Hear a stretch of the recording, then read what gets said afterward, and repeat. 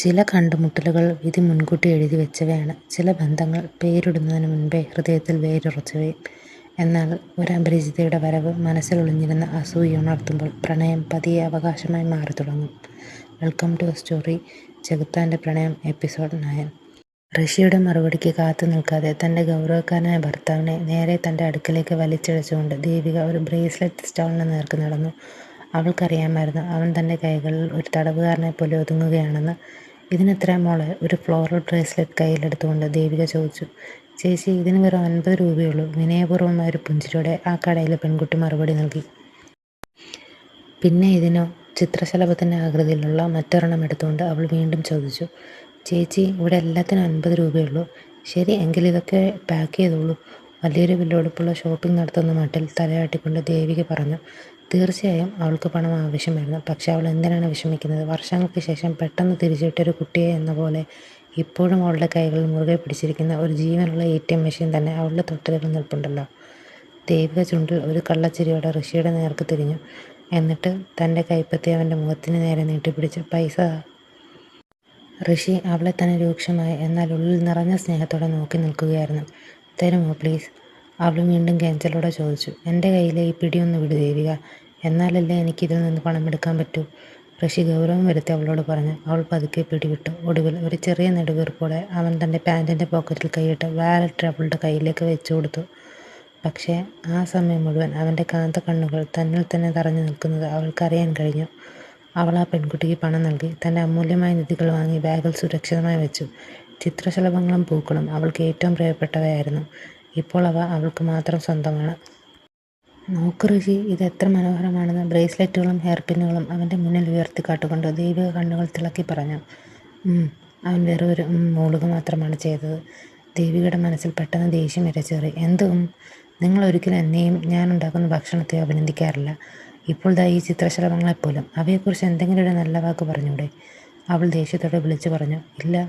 അവൾ പരാതിപ്പെടുകയല്ല, തൻ്റെ അവകാശം സ്ഥാപിക്കുകയായിരുന്നു. ശരി, അതൊക്കെ കാണാൻ വളരെ നന്നായിട്ടുണ്ട്. ഋഷി ഒന്ന് നിർത്തി അവളുടെ മുഖത്തേക്ക് നോക്കി ശബ്ദം താഴ്ത്തി. പക്ഷേ അത് കാണാൻ എത്ര മനോഹരമായിരിക്കുന്നത് നീ അണിയാൻ പോകുന്നതുകൊണ്ടാണ് ദേവിക. അവൻ്റെ ശബ്ദം കൂടുതൽ മൃദുവും ആർദ്രവുമായി മാറി. അതിൽ തികച്ചും ആത്മാർത്ഥമായ എന്തോ ഒന്ന് ഒളിഞ്ഞിരിപ്പുണ്ടായിരുന്നു. മറ്റുള്ളവർക്ക് നടുവിലായിരിക്കുമ്പോൾ അവൾ ഋഷിയിൽ ഇതുവരെ കണ്ടിട്ടില്ലാത്ത അത്രയും മനോഹരമായൊരു പുഞ്ചിരി കണ്ടു. ദേവികയുടെ ഹൃദയത്തിൽ എന്തോ ഒരു വിചിത്രമായ അനുഭൂതി തോന്നി. അവളുടെ ഹൃദയമിടിപ്പ് ഒന്ന് പാഞ്ഞും പോയി. അവൻ കൈകൾ കെട്ടി തോളുകൾ തികച്ചും ശാന്തമാക്കി നിന്നു. അവൻ പതുക്കെ മന്ത്രിച്ചു. ഈ സാരി, ഈ കമ്മലുകൾ. ദേവിക, നിന്റെ ഈ സാരിയും കമ്മലുകളും കാണാൻ ഞാൻ ശ്രമിക്കുന്നുണ്ട്. പക്ഷേ ഓരോ തവണയും എൻ്റെ കണ്ണുകൾ അവയെ വിട്ട് നിന്നിലേക്കാണ് പോകുന്നത്. ഋഷി അത് പറയുമ്പോൾ ദേവികയുടെ കഴുത്തിലേക്ക് ചൂട് പടരുന്നത് അവൾ അറിഞ്ഞു. കവിളുകൾ പെട്ടെന്ന് നാണം കൊണ്ട് ചുവന്നു തൊടുത്തു. ആ നാണം മറയ്ക്കാൻ പരമാവധി ശ്രമിച്ചുകൊണ്ട് അവൾ തല തിരിച്ച് തൻ്റെ താഴത്തെ ചുണ്ട് കടിച്ചു പിടിച്ചു. നമ്മൾ പറയിപ്പിച്ചതിന് ശേഷം ആരാണിങ്ങനെ അഭിനന്ദിക്കുന്നത്? അവൻ പറയുന്നത് പൂർണ്ണമായി അവഗണിക്കാൻ ഭാവിക്കുന്നതിനിടയിൽ അവൾ പിറുപിറുത്തുകൊണ്ട് മുന്നോട്ട് നടന്നു. എന്നാൽ അവൾ 2 ചുവട് വെക്കുന്നതിന് മുൻപ് ഋഷിയുടെ ശക്തമായ കൈകൾ പെട്ടെന്ന് നീണ്ട് അവളുടെ കൈത്തണ്ടയിൽ പിടുത്തമിട്ടു. തൊട്ടടുത്ത നിമിഷം അവളുടെ പുറം അവൻ്റെ വിരിഞ്ഞ നെഞ്ചിലേക്ക് ചെന്നിടിച്ചു. പേപ്പർ ബാഗിലെ അവളുടെ പിടി ഒന്നുകൂടി മുറുകി. നിങ്ങൾ എന്താണ് ചെയ്യുന്നത്? ഇവിടെ ആളുകളുണ്ട്. പ്ലീസ് എന്നെ വിടൂ. വിറയ്ക്കുന്ന ശബ്ദത്തിൽ ദേവിക പതുക്കെ പറഞ്ഞു. നീ എന്നെ വെറുതെ വാക്കുകളിൽ കുടുക്കിയതാണ് ദേവിക.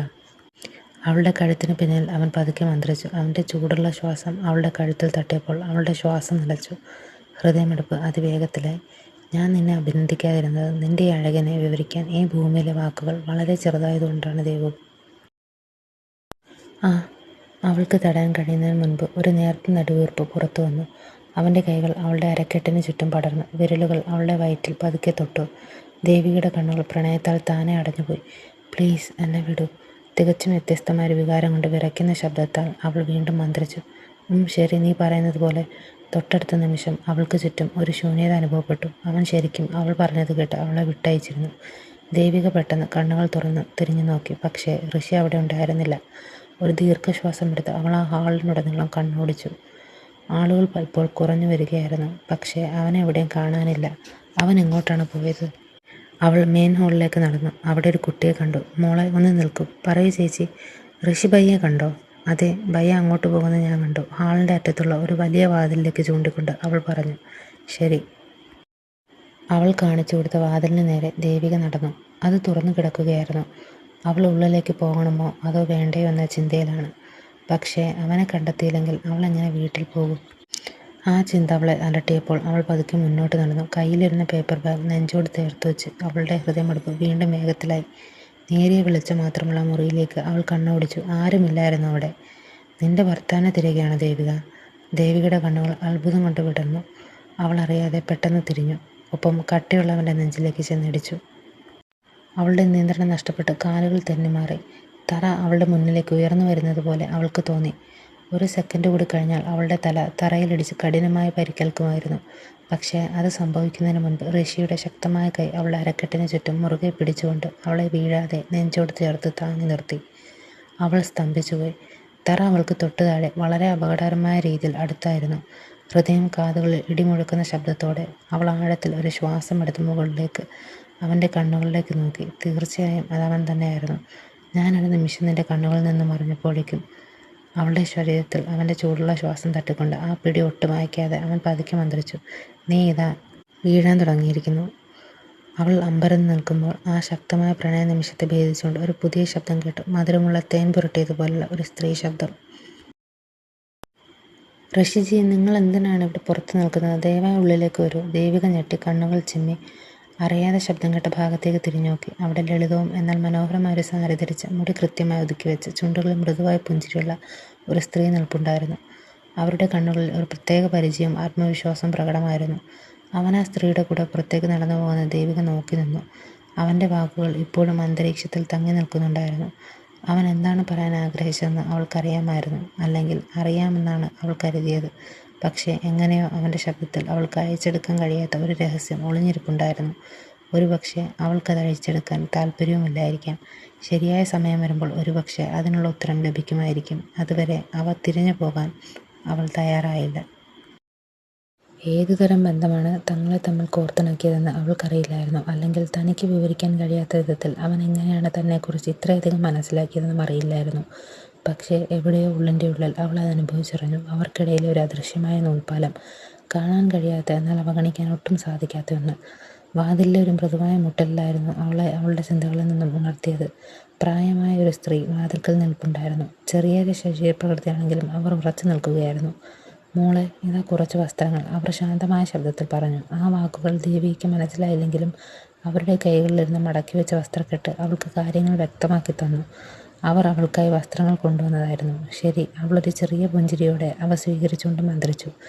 ദേവിക ബാത്റൂമിലേക്ക് തിരിഞ്ഞു. പക്ഷേ തിരിഞ്ഞു നോക്കിയപ്പോൾ അവർ അവിടെ നിന്ന് പോയിട്ടില്ലെന്ന് അവൾ കണ്ടു. മുത്തശ്ശി, ദയവായി പുറത്തു നിൽക്കരുത്. ഉള്ളിൽ വന്നിവിടെ ഇരിക്കൂ, അവൾ പതുക്കെ പറഞ്ഞു. അവർ തലയാട്ടിക്കൊണ്ട് പതുക്കെയുള്ള ശ്രദ്ധയോടുള്ള ചുവടുകളോടെ ഉള്ളിലേക്ക് നടന്നു. അവൾ കണ്ണുകൾ ഉയർത്തിയപ്പോൾ ആ വൃത്തിയായ സ്ത്രീ തികച്ചും ആർദ്രമായൊരു പുഞ്ചിരിയോടെ അവളെ തന്നെ നോക്കിയിരിക്കുന്നത് കണ്ടു. ദേവിക തിരിച്ചു പുഞ്ചിരിച്ചുകൊണ്ട് അവരുടെ അടുത്തേക്ക് നടന്നു. എന്തു പറ്റിയ അമ്മമ്മേ? നിങ്ങൾ എന്താണ് എന്നെ ഇങ്ങനെ നോക്കുന്നത്? അവരുടെ പുഞ്ചിരി വിടർന്നു. കണ്ണുകളിൽ ആവേശം മിന്നിമറഞ്ഞു. നീ ദേവികയാണല്ലേ? അതെ, അവളുടെ നെഞ്ചിൽ ഒരു വിചിത്രമായ ഉത്കണ്ഠയോടെ അവൾ പറഞ്ഞു. ഞാൻ ദേവികയാണ്. പക്ഷേ നിങ്ങൾക്ക് എന്നെ എങ്ങനെ അറിയാം? അവർ പതുക്കെയുള്ളൊരാംഗ്യത്തിലൂടെ അവളെ അടുത്തേക്ക് വിളിച്ചു. ദേവിക അവർക്കടുത്ത് നിന്നു. അവർ തൻ്റെ ചുളിവ് വീണ കൈകളാൽ അവളുടെ മുഖത്ത് തലോടി. പിന്നീട് ഒരു വാക്കുപോലും ഉരിയാടാതെ മുത്തശ്ശി ദേവികയുടെ നെറ്റിയിൽ. അവൾ കണ്ണുകൾ തുറന്നപ്പോൾ അവർ ഇപ്പോഴും അവളുടെ മുഖം കൈകളിൽ പിടിച്ചിരിക്കുകയായിരുന്നു. ഒഴുകാത്ത കണ്ണീരാൽ അവരുടെ കണ്ണുകൾ തിളങ്ങുന്നുണ്ടായിരുന്നു. നിന്നെ കണ്ടതിൽ എൻ്റെ ഹൃദയം നിറഞ്ഞു മോളെ. നിൻ്റെ ഈ വൃദ്ധയായ അമ്മമ്മ നിന്നെക്കുറിച്ച് എത്രമാത്രം ചിന്തിച്ചിരുന്നെന്ന് എനിക്കറിയില്ല. അവർ ബംഗാളി കലർന്ന ഭാഷയിൽ പിറുപിറുത്തു. അവർക്ക് ശരിക്കും അവളെ അറിയാമായിരുന്നോ? അതോ അവർ അവളുടെ മുഖത്ത് അവരുടെ നഷ്ടപ്പെട്ടുപോയ മകളുടെ മുഖമാണോ കണ്ടത്? പക്ഷേ അവളുടെ ഹൃദയം പ്രതീക്ഷിക്കാത്ത വിധം കൃത്യമായി പേരിടാൻ കഴിയാത്ത വികാരങ്ങളാൽ നിറയുകയായിരുന്നു. എന്നോട് ക്ഷമിക്കണം, ദേവിക പതുക്കെ മന്ത്രിച്ചു. എനിക്ക് അമ്മൂമ്മയില്ല. പക്ഷേ നിങ്ങൾക്കെന്നെ നിങ്ങളുടെ മകളെപ്പോലെ കരുതാം. അവരുടെ ചുണ്ടുകളിൽ നിന്നും ഒരു നേർത്ത ചിരി പുറത്തു വന്നു. നിനക്കെന്നെ ഓർമ്മയില്ലാത്തതാണ് മോളെ. പക്ഷേ വിഷമിക്കേണ്ട, അവൻ നിന്നെ കണ്ടെത്തിയതുപോലെ നിന്റെ ഓർമ്മകളും അവൻ നിനക്ക് തിരിച്ചു തരും. അവരുടെ വാക്കുകൾ അവളിൽ ഒരു വിചിത്രമായ വിറയലുണ്ടാക്കി. പക്ഷേ കൂടുതൽ ചോദിക്കുന്നതിന് മുൻപ് അവരെ വിശ്രമിക്കാനിരുത്താൻ അവൾ ശ്രമിച്ചു. എന്നോട് ക്ഷമിക്കണം, നിങ്ങൾ പറയുന്നത് എനിക്ക് മനസ്സിലാകുന്നില്ല. ദയവായി കുറച്ച് വിശ്രമിക്കൂ. ഞാൻ എൻ്റെ ഭർത്താവിനെ ഒന്ന് നോക്കിയിട്ട് വരാം. ദേവിക പോകാനായി തിരിഞ്ഞു. പക്ഷേ അവരുടെ ബലഹീനമായ കൈ പെട്ടെന്ന് നീണ്ട് അത്ഭുതപ്പെടുത്തുന്ന ശക്തിയോടെ അവളുടെ കൈത്തണ്ടയിൽ പിടിച്ചു. അവൾ ഞെട്ടിത്തിരിഞ്ഞു നോക്കി. ഇതെല്ലാം നിൻ്റേതാണ്, തികഞ്ഞ ഉറപ്പോടെ അവർ പറഞ്ഞു. ദേവിക അവരെ നോക്കി. അവൾക്ക് എന്തെങ്കിലും പറയണമെന്നിട്ടായിരുന്നു. പക്ഷേ കഴിഞ്ഞില്ല. അവളുടെ വാക്കുകൾ തൊണ്ടിൽ കുടുങ്ങിയതുപോലെ തോന്നി. ഓർമ്മകളോ? ഏതുതരം ഓർമ്മകൾ? എന്തുകൊണ്ടാണ് കാര്യങ്ങളെല്ലാം ഇങ്ങനെ കുഴഞ്ഞു പോകുന്നത്? അവളുടെ അച്ഛനും അമ്മയും കേരളത്തിലാണ്. അവർ ഇവിടെയുള്ളവരല്ല. പിന്നെ ഈ സ്ത്രീ എന്താണ് പറയുന്നത്? ദേവിക! അവൾക്ക് എന്തെങ്കിലും ചിന്തിക്കാനോ പറയാനോ കഴിയുന്നതിന് മുൻപ് ആ ഗാംഭീര്യമാർന്ന ശബ്ദം അവൾ കേട്ടു. അവളുടെ നോട്ടം പെട്ടെന്ന് വാതിലിലേക്ക് നേർക്ക് നീണ്ടു. അവിടെ പ്രണയവും ആകുലതയും നിറഞ്ഞ കണ്ണുകളുടെ ഋഷി നിൽപ്പുണ്ടായിരുന്നു. കഥ ഇഷ്ടമായെങ്കിൽ ചാനൽ സബ്സ്ക്രൈബ് ചെയ്യാനും വീഡിയോ ലൈക്ക് ചെയ്യാനും മറക്കല്ലേ.